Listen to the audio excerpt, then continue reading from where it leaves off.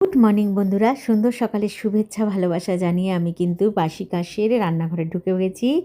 সকাল সকাল রান্না হয়ে গেছে, আজকে আম ডাল করেছি আর রান্না কিন্তু কমপ্লিট। এটা একটা খুশখবরি। আর চলো বাইরের ওয়েদারটা একটু দেখাই। আর এই দেখো ওরা কি করছে, আচ্ছা খেলে গো এখন। ওই দেখো ওই দেখো ওই দেখো পালাচ্ছে সব, শুনতে পারলে ওদের দুষ্টামি কিচমিচি আওয়াজ। আর এই দেখো এই যে রোদ কত দূরে এসছে, বুঝতে পারছো? বাইরে আজকে প্রচণ্ড তেজ, প্রচণ্ড তাপ। আর ওয়ালের এই ফ্যানটায় কিন্তু সবসময় আমাদের কাভার পরানো থাকে। এই দেখো টুকি মারছে, এক্ষণ উড়ে যাবে। দেখো এই এই দেখো উড়ে গেল। এখন ওরা ছাওয়া বাইরের রোদের থেকে বেশিরভাগ ওরা ঘরে থাকে আর ওই গাছের মধ্যে থাকে।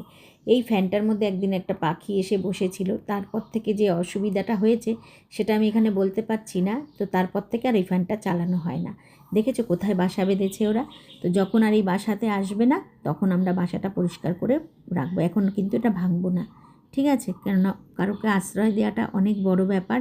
আর ওরা যে আমাদের বাড়িতে আশ্রয় নিয়েছে এটা আমাদের ভাগ্যের ব্যাপার, সত্যি। তো যাই হোক, সবাইকে টিফিন দিয়েছি, একটুখানি খাচ্ছি। চলো চলো আগে পেপারটা এখন দিয়ে আসলো, পেপারটা আগে নিয়ে আসি, বাকি খাওয়াটা এসে পরে কমপ্লিট করব। তো পেপারটা আমি নিয়ে নিলাম। আর ওই দেখো তোমাদেরকে দেখার জন্য আমি আস্তে আস্তে আসছি, দেখতে পারলাম সিঁড়ি থেকে নামার সময় ওই যে ওনারা খাচ্ছে নিচে। ওপরে বাবা দিয়েছে খাবার, ওপরে পায়রাগুলো খায়, তো ওদেরকে তাড়িয়ে দেয়, ওরা এসে নিচে গুঁড়োগুলো খায়, জানো তো। আর এই দেখো জবা ফুল গাছ, জোড়া গোলাপটা দেখলে তো। আর এই দেখো লাল লাল লঙ্কা পেকে রয়েছে। আর এই দেখো তোমাদের সাথে গল্প করেছিলাম না যে আমাদের বাড়িতে রুদ্রাক্ষ গাছ আছে, এখন কিন্তু গাছে প্রচুর ফুল এসে গেছে বন্ধুরা। আবার দেখাবো তোমাদেরকে ফুল থেকে ফল হওয়া অবধি। আর এইগুলো গত বছরের।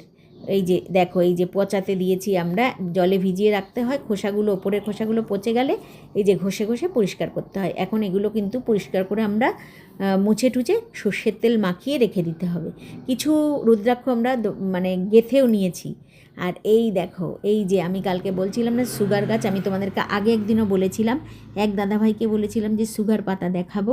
এই যে দাদাভাই, যদি তুমি ভিডিওটা দেখে থাকো তাহলে দেখো, এই যে আমরা বলি সুগার গাছ, এটা যদি তোমরা জানো এর নামটা গাছটার অবশ্যই আমাকে একটু জানিও, ঠিক আছে? কিন্তু প্রচণ্ড তেতো, বাবা এটা খায়, ভেষজ ওষুধ তো খাই, যখন মনে হয় সুগারটা নিজের কাছে একটু অন্যরকম লাগছে তখন কিন্তু এটা দুটো করে পাতা চিবিয়ে খেয়ে জল খেয়ে নেয়, অনেককে আমরা দিয়েছি। আর এই দেখো এটা হচ্ছে আমাদের দারচিনি গাছ, তেজপাতা গাছের মতন দেখতে, ঠিক আছে?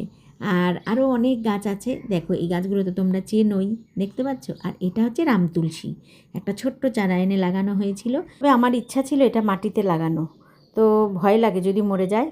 তো যাই হোক, রাম তুলসী খাওয়া কিন্তু খুবই উপকার, একটু মধুর সাথে যদি খেতে পারো পুরনো কাশি কিন্তু সেরে যায়। তুলসী পাতাই মানে উপকারী। তো আমাদের বাড়িতে 3 রকমের তুলসী আছে, রাম তুলসী, কৃষ্ণ তুলসী, রাধা তুলসী। তো চলো পেপারটা নিয়ে নিলাম। আর রাম তুলসী খেলে পুরনো কাশি কমে যায়। আর একটা জিনিস তোমাদেরকে দেখাবো, কমলালেবু গাছ। এই দেখো বাগানে একটা ছিল, কমলালেবু হতো কিন্তু প্রচণ্ড টক ছিল, এখন আর নেই, উঠিয়ে ফেলা হয়েছে। আর এইটা একটা লাগানো হয়েছে। আর এখানে একটা দেখো নাইট কুইন গাছ আছে, জানো তো কী সুন্দর দেখছি। আমি প্রত্যেক দিন এসে দেখি গাছে ফুল ফুটেছে নাকি, প্রতি বছর একটা হলেও ফুল ফোটে। যে অপূর্ব গন্ধ, তোমরা যারা জানো তারা তো জানোই। আর এই দেখো প্রতিদিন দেখি। আর এটা হচ্ছে পাতাবাহার, এখানে একটা বেদি আছে, তো একটা লাগিয়েছিলাম, পুরো ছেয়ে গেছে পুরোটা, জানো তো। তো চলো খাবারটা খেয়ে নেওয়া যাক। টাটা, খাওয়া দাওয়া কমপ্লিট করে নিই, তোমরাও খেয়ে নাও।